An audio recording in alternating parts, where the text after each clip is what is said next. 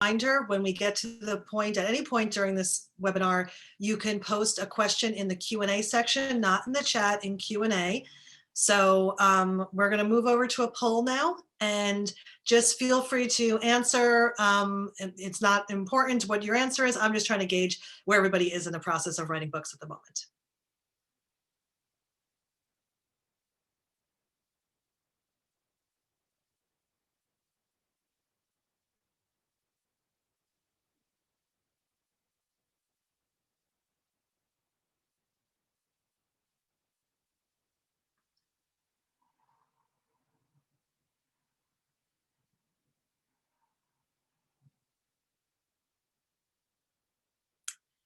So the poll is, why did you want to attend this webinar?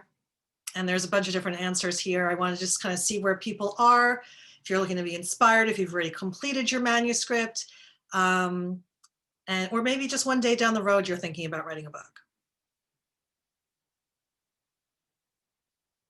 So it looks like a lot of people are in the process of writing.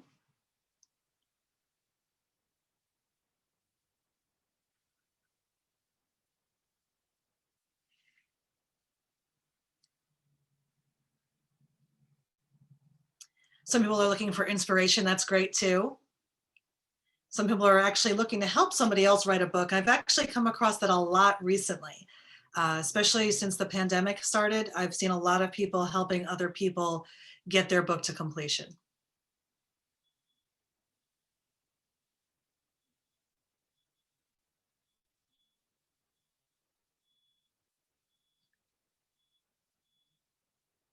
And we'll just wait probably about a minute or so before we start the actual presentation. In the meantime, you can continue to respond to the poll.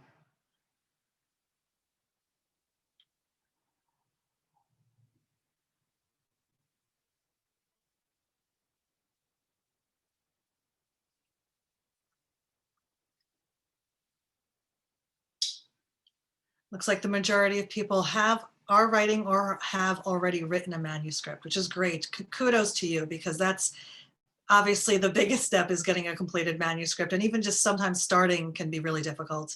So congratulations to all of you who have done that.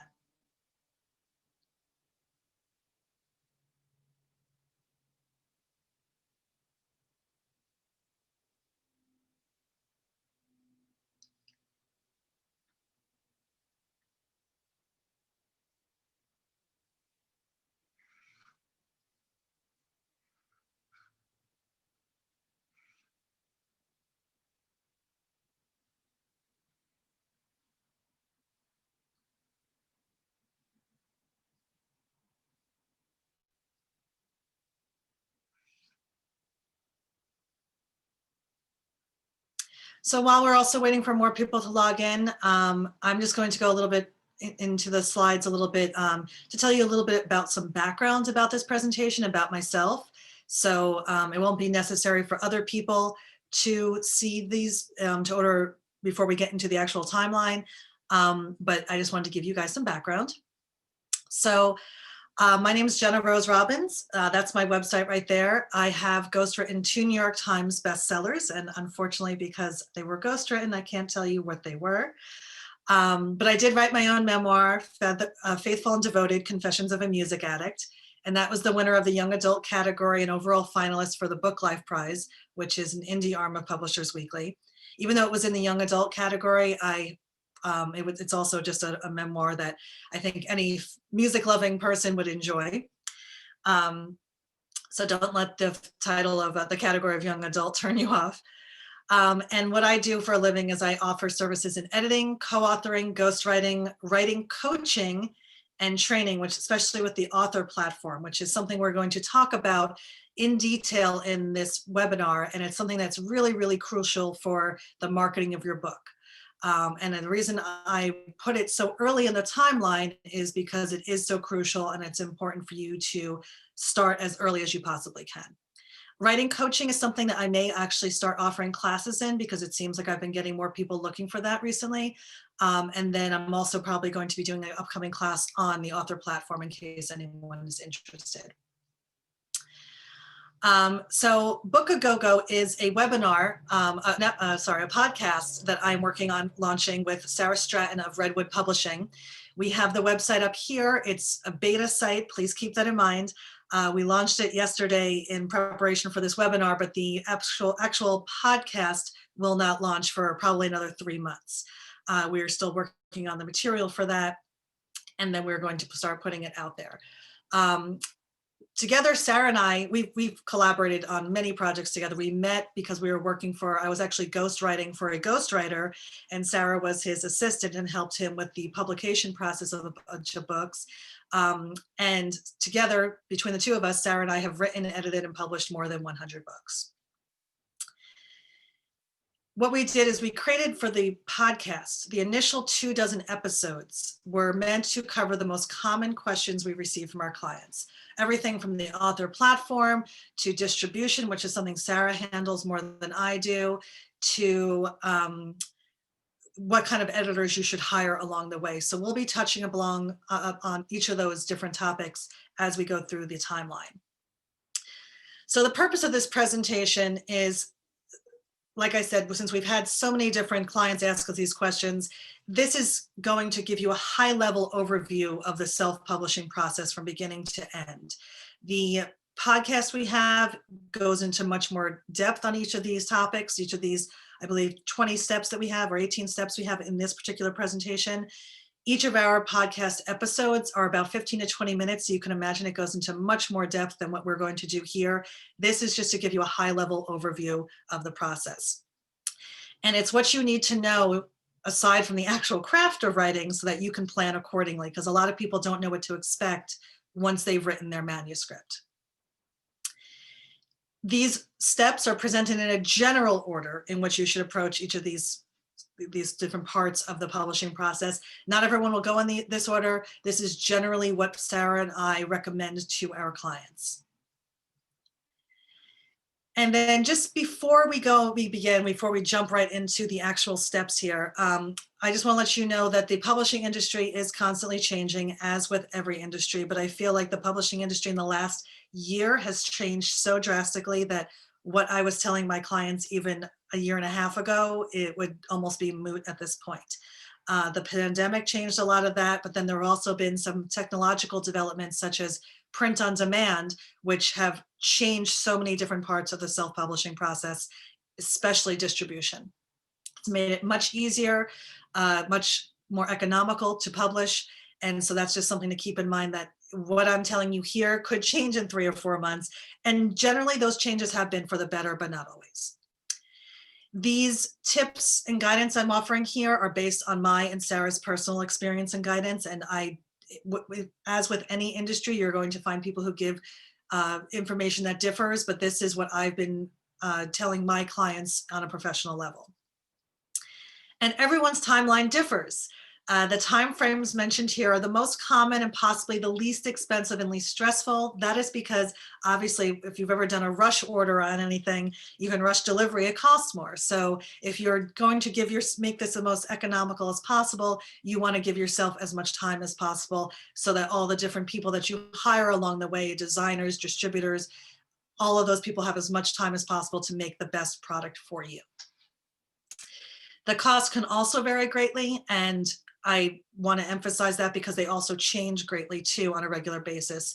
I know a lot of costs have come down. I self-published my book 3 years ago, and I probably, if I were to do it today, it would probably cost me half of what it did back then, minus the legal fees. And because this is a timeline and some of this stuff like distribution and publishing are so far out in the future, I'm going to go through those portions. The end slides are a little faster than the beginning slides. The beginning slides are a little bit more important, such as the author platform. So I just want you to be aware of that some of these things I'll go through a lot more quickly than others. But always move at your comfort level when you are actually taking these steps. So with that all done with, I want to jump into the actual timeline, the presentation. I hope we have a lot of people with us here now. And the first step that I always tell my clients, Sarah and I both tell our clients, is to identify your goals and expectations. Because of course, everyone wants to be on the New York Times bestseller list or to sell thousands of copies of their book. But if that's your only reason for writing a book, you're going to lose passion before you even get to a final manuscript.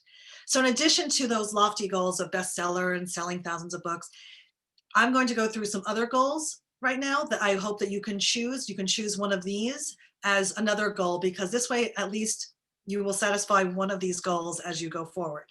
So some of the most common goals I find, aside from becoming a bestseller, that people have when they start writing their book, are to use the book as a calling card. And that, for example, I have a client who wrote a book that's very industry specific, and it's only maybe 60 pages, but he uses that when he has new clients. He actually gives that to his clients, and he's able to say, I wrote the book on XYZ. And that has really, he said it's really helped his business, just having that book work as a calling card for him. Establishing credibility or expertise, again, by saying that you wrote a book on a certain topic, that can establish your credibility in a certain area. To fill a hole in the market, it's really hard to do that these days. There are so many niche books that are written, but you can, if you look hard enough, you can find one and do some research to see if someone has already written a book on your topic. I have a client who wrote a book about being a bipolar addict. There was a lot of books on a bipolar and a lot on being an addict, but not any on being duly diagnosed as a bipolar addict from a memoir perspective. And so he was one of the first in that category.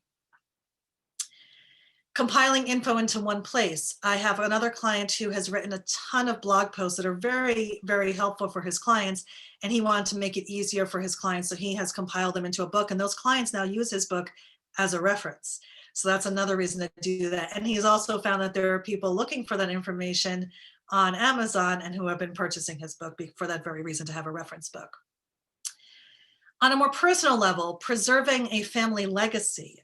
You may not ever even want to put a book on Amazon, but you may want a book that you want to give to your family members so that they can have the story of your family, or a story of an individual in your family. And that's becoming very common these days too, especially now that the cost of publishing have come down. Then there's just catharsis or therapy. A lot of people I know have written books because they just need to get it out, or they want to write about a subject, or sometimes a traumatizing subject even, and that has helped them heal with the healing process. And then there's just, if you're a writer, writing for pure pleasure. That can just be another reason right there. So if you choose one of these goals, in addition to being a bestseller or selling thousands or millions of books, choose one of these goals, and then when you're going through the process, you will feel that you have at least fulfilled that goal right there. It's just a way of getting through the whole process. So knowing that you have these different goals, we're going to go to poll 2 now.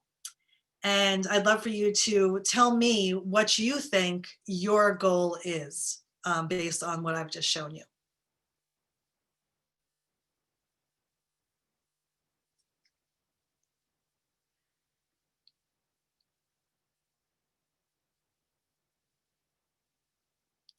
So you can see over here what the different types of, what the different goals are.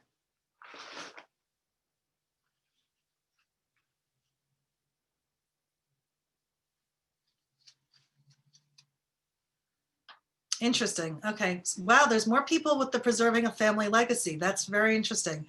I thought that would be one of the, not the top ones, but that's, like I said, it's becoming much more popular. Establishing credibility or expertise. That is also becoming, that's always been one of the bigger ones. Using the book as a calling card somewhat. Yes. Okay. Let's see what else we have here.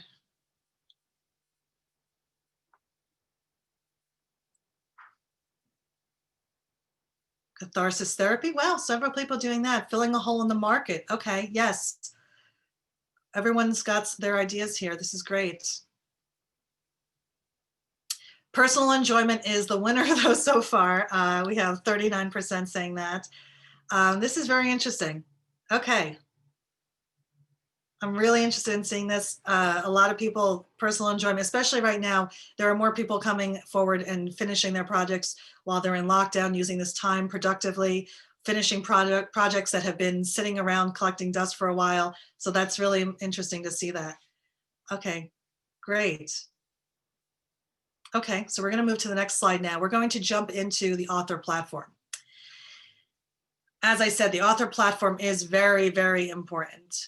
And so if you're not familiar with that is, I'm going to give you a quote from Jane Friedman, who is an expert in this area. She calls the author platform an ability to sell books because of who you are or who you can reach. And to give you another definition, Writer's Digest defines it as your visibility as an author and breaks it down into these 3 areas. Who you are, so if you're already known in your field, this adds to your credibility. If you've already written a book, is it in the same genre as the one you are writing now? So that would be the same platform. That's to say, will your next book be for an existing audience, or will you have to attract all new followers because it's going to appeal to a completely different audience? If you're writing nonfiction, are you known as an expert in your field? If you are, that's your platform, the people who know you as an expert in your field. Then there's your connections, both personal and professional. Do you know a lot of media people already? Can you ask them to review your book, interview you, etc.? I know a lot of people who have contacts in the media industry. One of my clients is very well known in the DC area, and she's already been had articles in the Washington Post. She's been on certain NPR shows several times, so they always are inviting her back. So that's a platform right there, is a way to get your message out to a certain audience. Even if these people you know don't review your book or interview you, they might be willing to provide a blurb for the back of your book, which is something we'll talk about in a step further down the line. And then there's the platforms you can use to eventually sell your book. This can be anything from the obvious, such as social media, your website and mailing list, to less obvious examples, such as at events of organizations you belong to. So that's something that you can think about too. What are those other platforms you can start building on right now?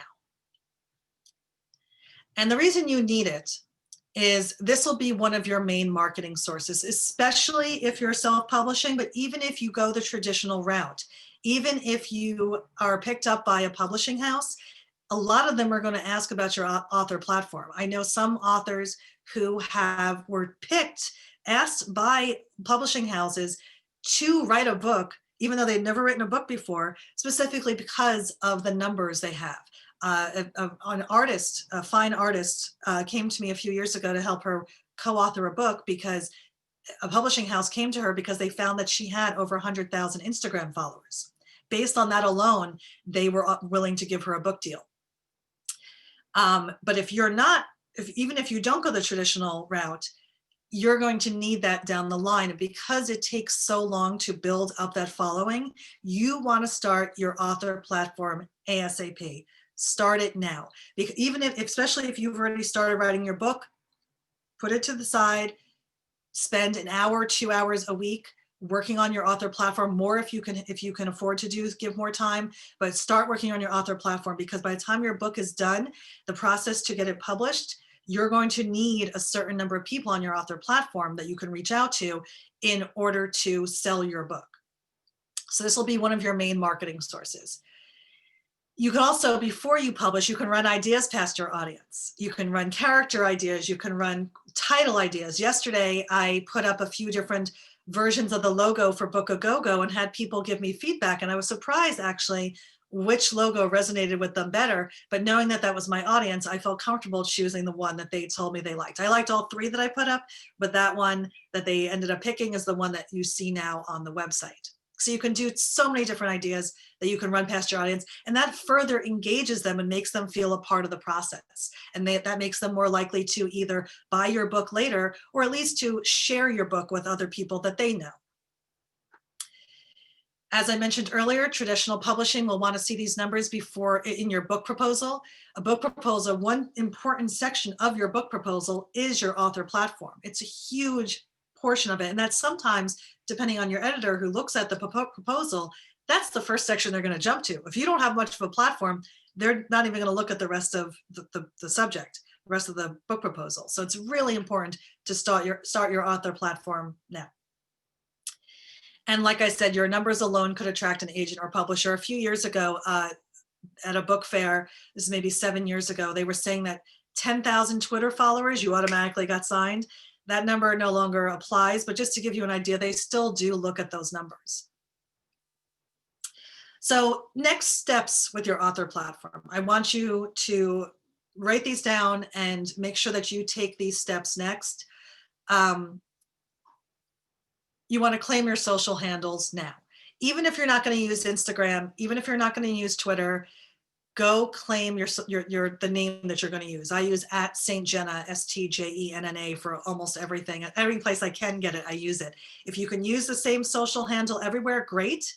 For example, when we were choosing Book a Go-Go, we made sure we couldn't get Book a Go-Go everywhere, so we used Book a Go-Go Pod, but we made sure we used it across all platforms. This way you have consistency for your users. It's easier for them to find you in one place. They know you on another. And also with your marketing materials, you can just use the one @Book a Go-Go Pod. That's really makes it easier. But claim your social handles now, even if you're not going to use them, because you don't want somebody else sitting on them. You don't want somebody else to go grab them and then you can't get them later. I worked on a film a few years ago, 10 years ago now, where someone went and stole, they knew that we were producing the film and the director had not yet bought the URL. And so when we went to go buy the URL, they wanted $10,000 for it.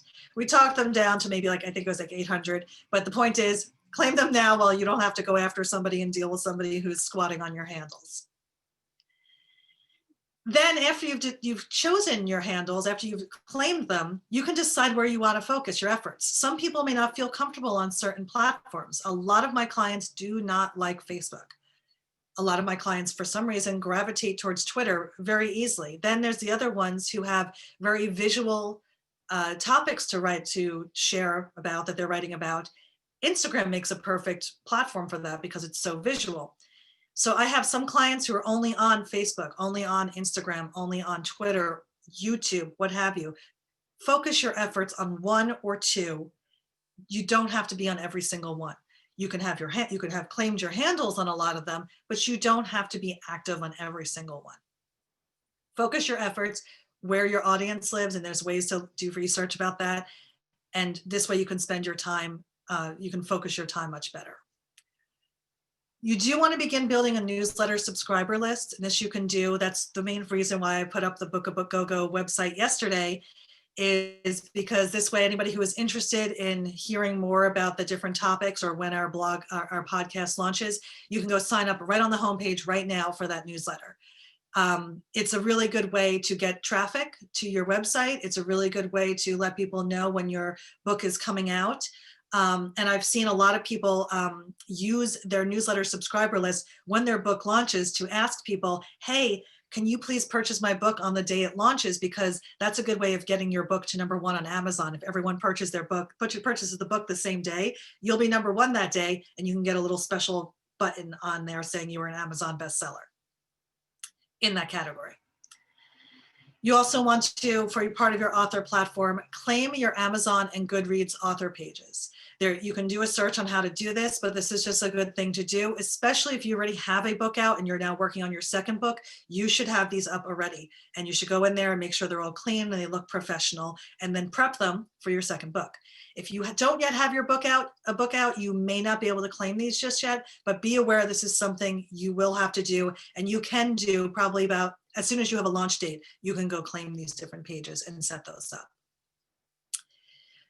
Then you need to create a content calendar. This would be like, say, you may have it focus around different things like holidays or different things. If you're writing a book about, say, astronomy, maybe you do different things that are happening about astronomy throughout the year, eclipses or constellation alignments or anything like that. You can create a content calendar, and it just makes it easier rather than just sitting down at your computer once a week or twice a week and looking at a blank screen and saying, what am I going to write about?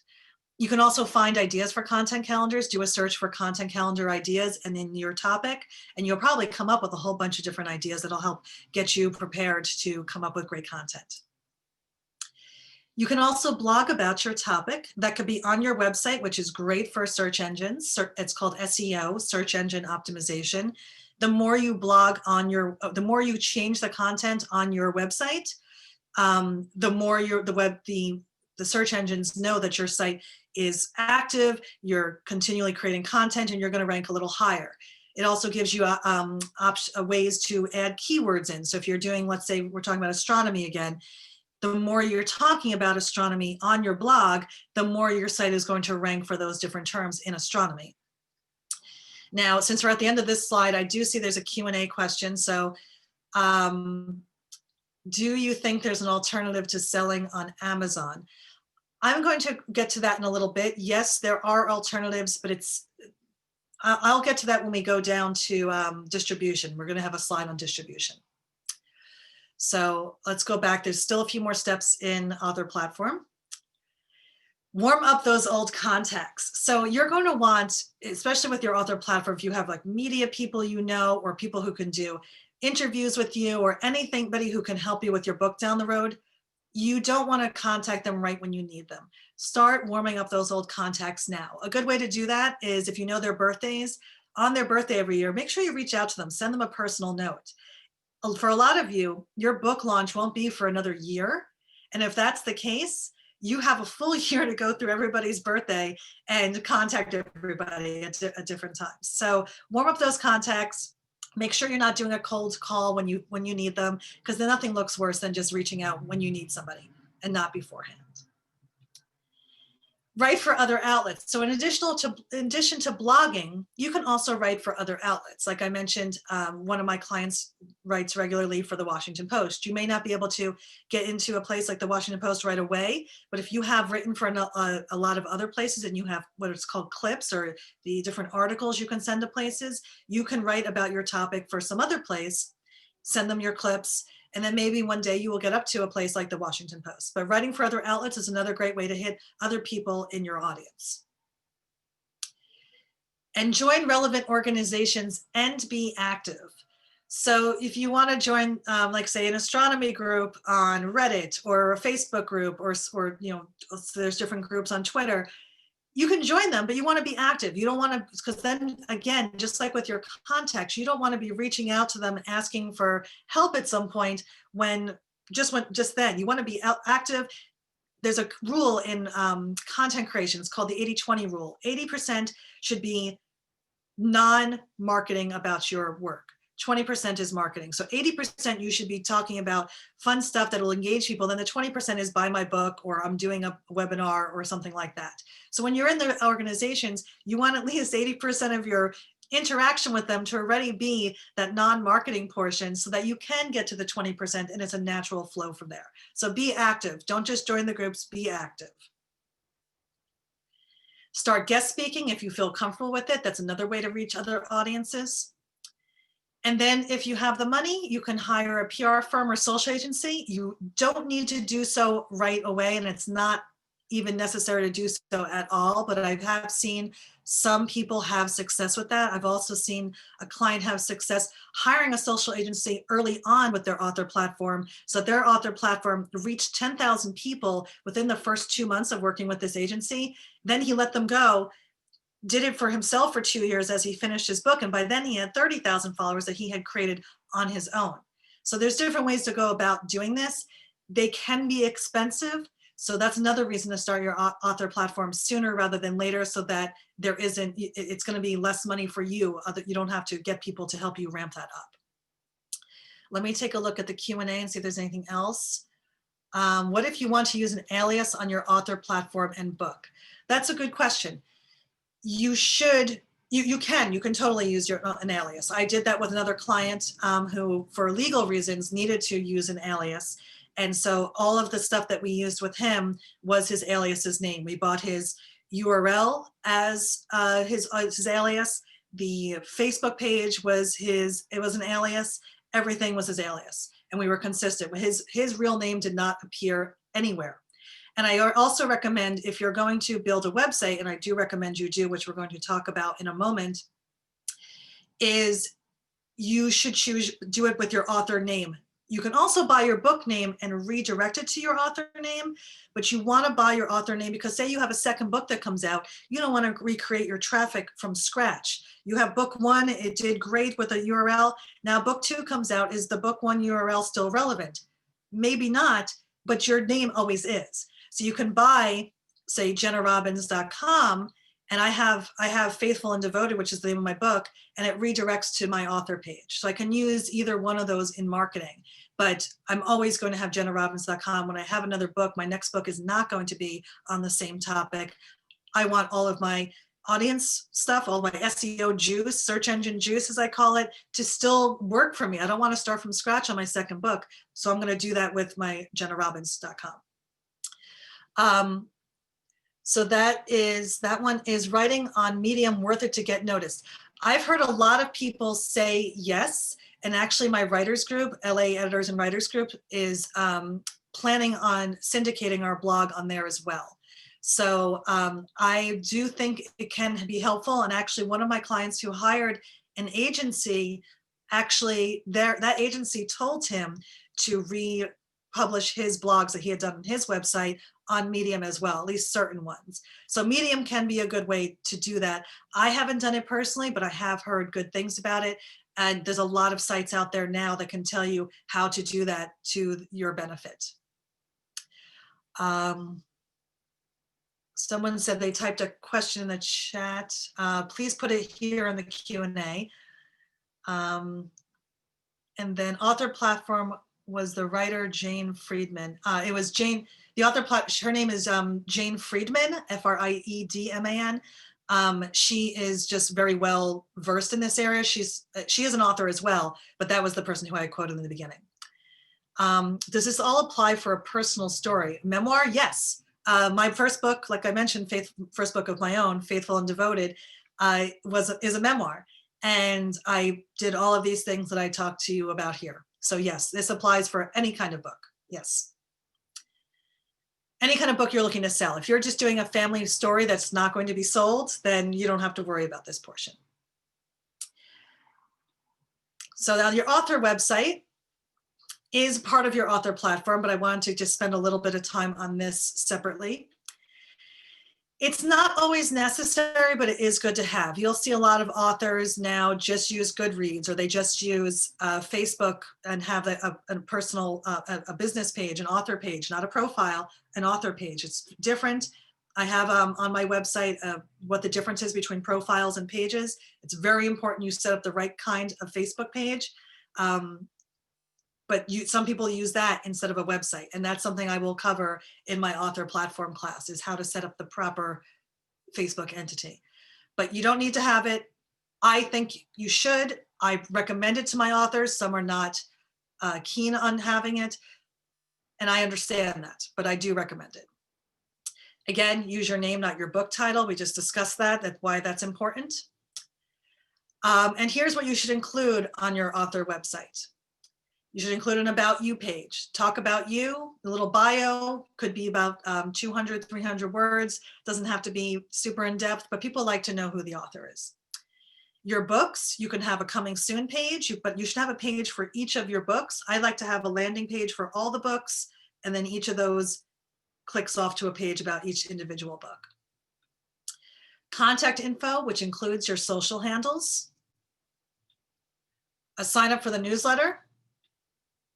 Additional product services, especially if you're someone who you said your goal was to have, build credibility or to have a calling card, you want to say what those other things you're trying to sell are. So for me, I have my books. I also list all of my services, ghostwriting, writing coaching, etc. Any press you've received, that always adds to your credibility. So if you have enough to warrant a separate press page, you could build that. Another thing you could do is include the press on the individual book pages. So for one of my clients has 7 or 8 books, and rather than have a separate press page, on each of the book pages, she has the press for each individual book that she's received. Testimonials, reviews, that could be reviews of the book, could be testimonials about your expertise or knowledge. Those are always helpful. Any upcoming events. Events, again, Facebook handles this very well. One of my clients has a separate events page. Another client just points to the events page on the Facebook page. So the events tab on the Facebook page. So there's different ways to do that. But events are good too. And your blog. I recommend blogging. We're going to get into that in just a moment. And we're going to discuss how that can be important. So blogging. The reason I recommend blogging is it's the easiest way to get long tail organic search. And that just means long lasting free traffic versus short bursts of paid traffic. So the more content you have that's relevant to the subject you're writing a book about, the more traffic you should get on that topic if it's done properly. It's helpful for both fiction and nonfiction writers. I did a blog post a few months ago, about how to come up with different topics to write about for nonfiction writers. I'll be doing one for fiction writers soon, so you can get ideas about what you could be blogging about. A lot of fiction writers have a problem coming up with ideas for blogging, but I'm going to be coming up with a whole bunch of ideas for you for that. And blogging is one of the most powerful and economical marketing methods. You can actually get a lot of traffic this way for lots of different topics. I wrote a blog post 3 years ago that's it's still one of my highest ranking blog posts, just because I picked a topic that was very, people are always looking for, and it's still 3 years later, it's one of my top pages on my entire site. So here's some of the benefits of blogging. It tells search engine your site is updated regularly, as we discussed. More opportunities for keywords. You're going to want to be wanting you to use keywords throughout your website, and there's only so many you can put on each page and have them work with search engines. So the more pages you have, the more opportunities you have to include those keywords. It's a different medium. In other words, it's not social media, so it's a different way to get your message out there. It's a longer form than social media in most cases. And you can also repurpose your blog many times over. You can put, once you put the blog up, I have my blog set up so that it automatically gets emailed to the people in my newsletter. I don't have to do anything else. I blog, it goes out the next morning, don't even have to think about it. I then post it to social media. You can also set it up to automatically post to social media. I don't like doing that. I'd like to make it a little bit more personalized. So I do that manually, posting it to social media, but then I share the blog to social media. I know I've been blogging for some other sites where I wrote a blog post maybe 2 years ago. They send that out on social media every 3 to 4 months for me. I get a notice that I've been tagged on Twitter that they shared my post again. You can reuse that content again and again and again, as long as it's still relevant, or you can update that content. So blogging is the gift that always gives back. So I do recommend that. The content lasts longer and can be repurposed, as I just mentioned. You can also include content that's not in your book or for a future book. So one of the things you can do is any outtakes, you can include that in your blogging, and it's still relevant, because if it was content you were considering putting in your book, it's going to be relevant. We'll probably include a lot of the keywords people are looking for, and you can either use it there now, or you can save it for a future book. All of the stuff that Sarah and I are doing for Book A Go-Go with all the different episodes, we're planning on, once all those episodes are done, we're compiling that into a book, repurposing it and putting it into a book for out there, which is funny because it'll be Sarah's first book that she has her name on. She's helped publish over 100 books, but she doesn't have any with her name on it yet. So that'll be the first book she has with her name on it. The other good thing is that the blog, if you're blogging for your website, you own that content. If you blog for somebody else, they typically own that content unless you have given them, you figured out different rights. Or like, for example, if you're blogging or you write an article for the Washington Post, they own that content. You technically do not have the right to repurpose that anywhere. If you put it on your blog, you own the content. I see there's a question about what do you think of platforms like Medium for active blog posts? We did cover that earlier, so I'm not going to touch on that again. But if you missed that, if you just joined us now, this is being recorded and you'll be able to go back and read that later, revisit that later. So here we have poll 3. I'd like everyone to look at that now. The poll for 3 is, because your author platform is so important. That's poll 2. Okay, poll 3. I'd like you to make me a promise right now that you are going to begin working on your author platform right away. You realize that now that I've told you how important it is. You promise you're going to start doing it. And I swear it's going to help you later on. I know there's a lot of people who are going to say, yeah, I'm going to do it, but you're not going to do it. It's really, really important. You're going to be so thankful you've done this when it comes time to publish your book. Please, I promise you that. So let's see how many people have responded now. About a quarter of you. You don't have, if you want to just not promise, just respond. Let me know what you're thinking. Do you really recognize how important this is? Whether you go self-publishing, traditional publishing, or hybrid publishing, which is a big thing now. I'm going to touch on that later very, very briefly because we're not going to have that much time. So, but we'll talk about that more in the episode. Okay, so at least a quarter of you are telling me you promise you're going to start working on it. That's good. Let's just get a few more people to respond. And I'm going to go very quickly through most of the next slides because I want to leave some more time for Q&A in case you'd like that. Okay, you promise. Thank you, everybody. That's great. At least I got 10% of you to a promise. Thank you. Okay.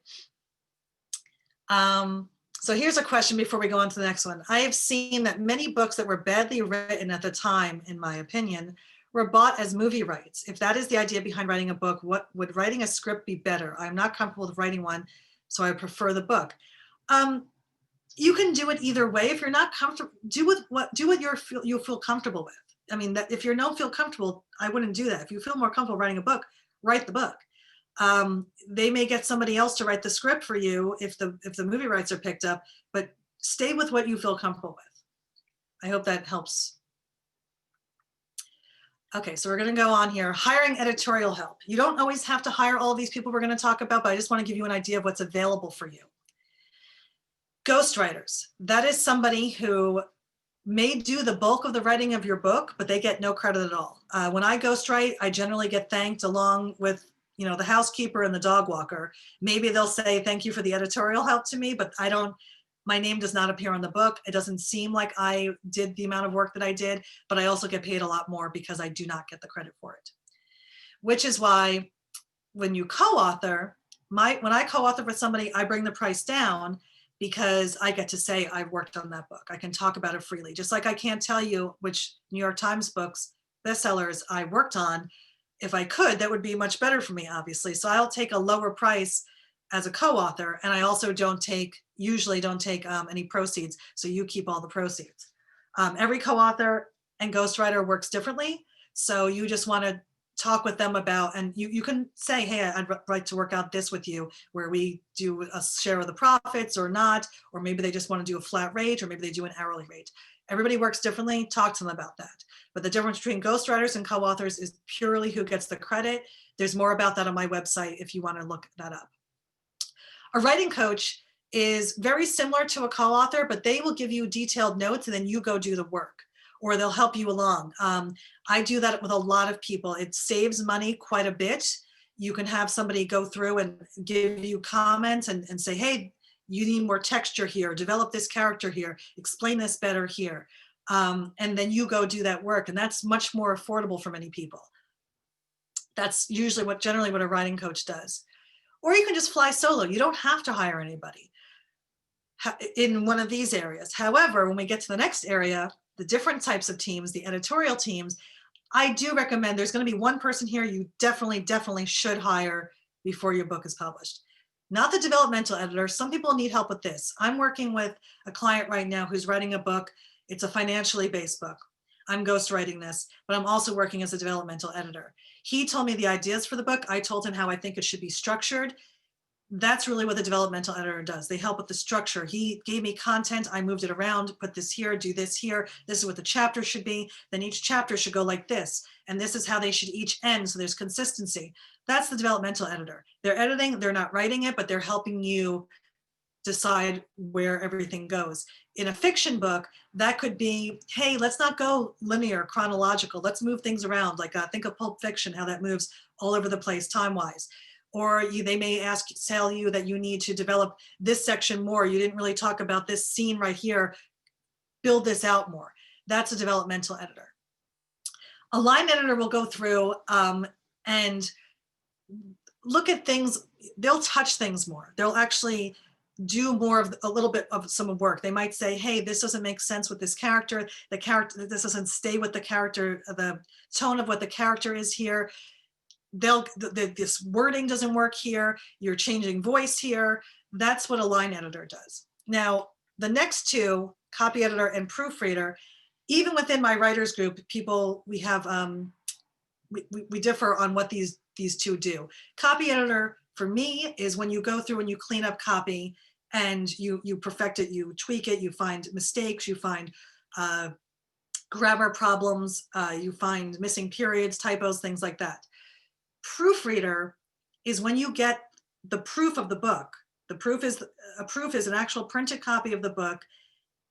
right before it goes and is available to be bought. And the proofreader goes through and does things, make sure all the titles are the same, consistent for the chapters, make sure the numbers are correct. I've seen books go out where the numbers of the pages are not correct and the table of contents doesn't even match the pages. So proofreader does more of looking at the proof. That person, I highly recommend. I would say that no one should put a book out without a proofreader. The first rule of editorial is 2 sets of eyes on everything. And if you can only afford to hire one person, make that your proofreader. How do we get help with a developmental editor or editor without being afraid one steals our idea? Are there NDAs signed? If you're really concerned about that, yes, do an NDA. But in all of my time, I've been doing this for 25 years, I have never heard of anybody stealing someone's idea. Never. I've heard it sometimes in the publishing industry, but even then it's turned out that they had a similar project on their desk already, and they're so similar that people thought their idea was stolen. I have never heard of an idea being stolen. But for you, I would, and actually, to be honest, it has been such a hindrance working with people who are so afraid of their idea being stolen that if they're not comfortable just signing an NDA and moving on, I won't work with them. Because if it's going to be such a problem going forward. So if they get an NDA, but I'm telling you right now, I've never heard of that happening. So now choosing a book title is very important. It's possibly the most important writing you'll do on your entire book. We're going to have an entire episode of Book a Go-Go about ways to do this. So start thinking about your title early on, because your title is also going to say what your book cover should look like. Run ideas past your author platform. That's your author platform. Go ask them what they think. If you have it narrowed down to 3 different titles, I've done that multiple times, both for my own work and for my clients. And then do research. See what book titles are already out there. You want to make sure that you're not repeating a title that already exists in your category. It's okay if you have the same title as something. If you're writing a book about astronomy, and then there's a fiction book about Star Wars, for example. We're talking about astronomy again. It's fine if they have the same title, but not within your same category, your same genre. And consider keywords, especially if you're a nonfiction book. If you can get some of your keywords that people are going to be searching for, like bipolar addict, like we mentioned before, that's amazing to get that into your title. And you can also use subtitles. You may also want to consider legal compliance. Fiction, when you're talking about this, mainly deals with plagiarism and copyright. But when you're talking about nonfiction, you want to make sure. I had a book because I wrote about some famous people. I wanted to have peace of mind that I wasn't going to get sued for libel. So I did have my book vetted by a lawyer. It cost me several $1,000s, but to me, I don't think I would have put my book out without having that behind me. But not everybody needs it. In traditional publishing versus self-publishing, some publishing houses will help you with legal compliance, some will not, and you are still liable for anything you put in the book. So keep that in mind. You want to make sure that you check with your publisher about that. But if you're self-publishing, you definitely are responsible for it. You may need to ask for help early on from someone in legal. I went to a lawyer early on when I was working on a book that was about a bunch of different actual legal crime cases, to ask for guidance as to how we could frame these to continue to protect people's identities. And that saved us so much time and money, because we knew what we needed to do right from the outset, rather than writing an entire book, going back and him saying, no, go back and redo this all. It doesn't help with everybody, but it may help you in your case. And also with the legal compliance, if you're using any material that's under copyright, or you're worried about fair use or libel slander, legal compliance is something that can help you. Also remember, fact checking is always the writer's legal responsibility, even when you're with a traditional publisher, so you want to check with that too. The most common areas that need legal compliance are medical, finance, health, and legal advice. Biographies, memoirs sometimes too, because you want to make sure that you're being able to obscure people's identities so they can't come back. And the legal person will probably be able to help you write your disclaimer copy, which is very important. Someone was asking what was section 6. I don't have time to go back, sorry guys, but this will be available later, the whole recording. So let's move forward. Ways to publish. You can get an agent who can help you with traditional publishing, and landing an agent is similar to landing a publisher. You can go straight to a publisher, you can go straight to an agent. They're very similar, or self-publishing in some ways can be similar too. So we're going to just cover that very quickly. Many authors are deciding not to go traditional at all right now these days because they get such a bigger cut of the profits, and the advances from traditional publishers are getting smaller and smaller, and they're being less helpful with marketing and other areas like that. So even if you get a traditional publisher, you may not get the support that you may have gotten 10 years ago. So there's traditional publishing, which are the big publishing houses we know about, like HarperCollins and Penguin and all that. There's self-publishing, which we all know about, and hybrid can be somewhere in between the two. We're running out of time, so I'm not going to go into that, but we will have this. We do cover this a lot in our podcast, so I recommend signing up for that newsletter. Book proposals are also covered in the podcast. And just so you know, if you're pitching and trying to go the traditional route, that can take months, or in publication can take years. So if you have a topic that's very timely, you want to get it out ASAP, I would go self-publishing. And as I said, book advances and support are not at all what they used to be, unless you're a big author who's been out there for a long time. Then you want to get blurbs for the back of your book. A blurb is just, if you've ever seen the back of a book, it's just kind of it can be from a review, but it's just somebody saying something very nice about your book. It doesn't have to be from a review. I got mine from individual people. And this is where you can call upon your author platform to ask for blurbs. Tap into your author platform. They're not crucial, so don't let them hold you up with publishing, but they're very good to have. And you can use those in all of your marketing materials. You do need your blurbs before you go to your book designers. So that's another reason why time-wise this is important to get that then. These are sections of your book you may not have thought about writing or compiling. So this is something else that you want to get together before you get a designer for your book. Your table of contents, a lot of books, not all books need them, but most, especially nonfiction books, will need them. Any illustrations, tables, graphs, etc., you're going to need to get those all together. They may be within certain chapters, or they may be appendices at the end of the book. You may have something at the beginning, like a map if you're doing a fiction book, a map of your fictional realm.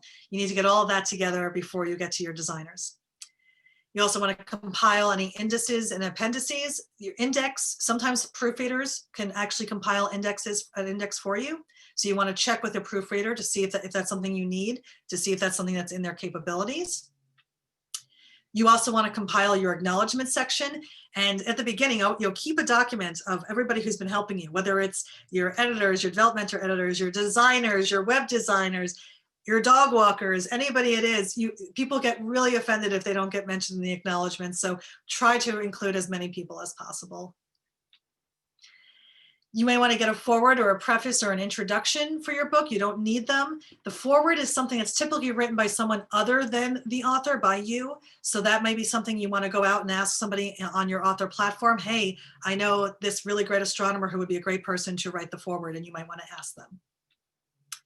And you're about the author, which you're going to be using in a lot of places. So that's something that I talk about in my author platform class, is how important just writing that paragraph and having different versions of it is, so that you have it ready to go on a moment's notice. And a glossary. You may want to be compiling a glossary. When I copy edit a book, I don't proofread books, but when I copy edit books for people or line edit, I generally compile a glossary if it's a nonfiction book. Especially if I feel like I need it, and it's a topic I'm not comfortable with, it's something you may want to have in your book. It can be very helpful. So with your cover and interior design, it's the second most important marketing tool, because that's one of the first things that someone is going to see, whether it's on Amazon or an actual bookshelf. It needs to be professional. So if you're not a designer, do not design your book cover yourself. Please, please. Needs to be professional. So your book could be the greatest book ever written, but if it has a terrible cover and it looks unprofessional, people are not going to purchase it, and they will comment on that on Amazon. You need someone who understands printing parameters. There's very specific things like bleed and how big the spine should be, all of that stuff. That's really important. So you need somebody who can design that for you. And exterior and interior designs are often very different, so you're usually going to use two different people for those different designs. Some designers can do both, but the interior design, exterior design, are generally two different people. And you'll also want to begin researching covers, what you want for your covers, several months before you hire a designer. And in our episode about cover design, we walk you through the research you can do that you can give to a designer so that they can hit the ground running and you don't have to spend a lot of time and money getting them to the point where you go, okay, this is the direction I think I want to go in. Keep in mind that your design might be limited by budget or printer. If you decide you want like foil on your cover or something, your printer that you decide to go with may not be able to do that, and it may be out of your budget. So that's something when you're working with a designer, talk with them about that, your budget, and they should know that, so you can talk with your printer about how much that might cost. Audiobooks are not necessary, but they are becoming more and more popular. In 2019, the Audio Publishers Association reported that 50% of Americans 12 and older had listened to an audiobook. So this audience is expanding. Whispersync is something that allows for switching between going from like reading your book to listening to it, so that maybe someone will buy two versions of your book, the ebook and the audiobook. And it also can help with the print book. When you're reading it, you might actually find some issues. This is why I put it in this portion and this step, because before you get to the actual publishing, if you have someone read it, you may find typos or other issues with it when it's being read out loud because it's a different medium. Printing and distribution. There are more printing and distribution options with a traditional publisher. You want to find the right printer. So you can go traditional publishing, or you can do print on demand these days. I just recently moved, because my book has been out for 3 years and I don't need to have books on hand like I used to. I just recently moved from a traditional printer and distributor to print on demand. And I found that the quality of print on demand is so much better than it was 3 years ago when my book first came out. I never would have done print on demand back then because the quality was so terrible, but the new print on demand is really comparable to a traditional publisher. And then there's PR, marketing, and book promotion. There's book promotion companies there are PR and marketing companies that specialize in book promotion. So you want to maybe look for those. There are some PR people who dabble in book promotion, but you want to make sure that anybody you hire, because these people are going to be some of the most expensive people you hire. If you hire them, you want to make sure that they actually have experience in book promotion. They may want to do a book trailer for you. These kind of come in and out of vogue. Right now they're kind of out of vogue, but last year they were huge. Tons of people were doing book trailers. I could see them coming back into vogue very soon. And then, like I said, these people can be some of the more costly expenses, and they don't always return the value. You may spend thousands of dollars on a PR person and not recoup thousands of dollars worth of book sales. So I don't always recommend them. These only work for certain people. And then you want to choose a release date. You want to work with your marketer or PR person. You also want to talk to all of the other people along the way, the designers, make sure they can hit that date. You want to choose your date based on possibly a special occasion. If you're like, for example, the Bipolar Addict, I think we launched that during Mental Health Awareness Month. There's different ways you can go about doing that. Or you can do it for a holiday season. If it's something you think will be good for graduates, maybe you want to do it for around graduation. There's many different ways to choose the release date, but you also want to make sure that you're not rushing, like we mentioned at the very beginning. Because you also want to give yourself enough time to promote. You don't want to just make the book available on the release date and then start promoting. You want to be promoting and marketing well before your actual release date. And if you hire a marketer or PR, they're probably going to want 3 months to do that. So you want to keep that in mind as well. Then there are reviews and awards. You want to look, these are good ways to get your book out there. It's another way to expand your audience. Like when I applied for the Book Life Award, one of the main reasons I did it is because I knew that I would get a review in Kirkus, in Publishers Weekly, because getting a review, you have to pay for a review in Publishers Weekly, but I got it for free as part of my entry fee for the award. So that was a big deal to be reviewed by Publishers Weekly. And it's also a very reputable award. But some awards out there, look up how reputable they are before you apply to them. You can also check for perks like free reviews, like I just said. And then that means you need to have review copies available. So that's something important to think about. So I'm just going to go to the last Q&A question, which was the one from earlier. Do you think there's an alternative to selling on Amazon? Yes, there are ways you can sell outside of that. There are a lot of independent bookstores that'll work with you. You can find a distributor, since you can do a traditional distributor who can get you into places like Barnes and Noble. Barnes and Noble won't automatically carry you. You usually have to be with a distributor. So I'm not with Barnes and Noble anymore because I dropped my distributor to just go with print on demand, but I was with them to begin with. And there are other places, like if you want to be like at an airport, in the kiosks in the airport, that's something else, like you need a distributor to get you in there. So there are alternatives to selling on Amazon, but at this point, Amazon it accounts for so many book sales that if you're not on there, some people think you don't exist. So it's an unfortunate reality these days. And there are a few platforms that are starting to build up that are hopefully will be good competitors to Amazon, but it's very hard to not be on Amazon these days and to be taken seriously, unfortunately. And it's unfortunate because I don't agree with a lot of their practices. So that was my last question there. So I'm going to do the final poll now. If everyone can look at the poll, I think we're bringing it up. I'm thinking about holding a 4-week class on starting your author platform, just getting you started and then letting you take off the training wheels and go. Just wondering who would be interested in something like that. And I'm also thinking maybe we might even do a writers group. There's a whole bunch of different options there. While you guys are responding to that, I'm going to show you the last slide. This is the website for the podcast that'll be launching probably, we're thinking March or April. We're still trying to record a few of the episodes. My personal website, my personal email.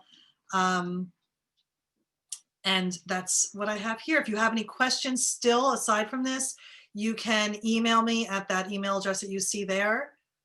Let me see, I see some, I'm just going to check the chat and make sure. Oh, hello, Estella. Thank you for joining. Let's see who else there is here. There's, other platform was the writer Jane Freeman. Yes, we had that there. Great. Hi, Philip. Thank you. And it looks like there's some people who are interested in an author platform class. So email me or sign up, go to Book a Go-Go and sign up there. I'll be talking more about that class coming soon. And I believe that is our time right now. If there's no more questions, I want to thank everybody for coming. It's been a pleasure talking to you. I hope I covered off on a lot of questions. I know I talked quickly, but there was a lot of material to cover. And thank you once again, everybody, for joining. Thank you. Have a good day.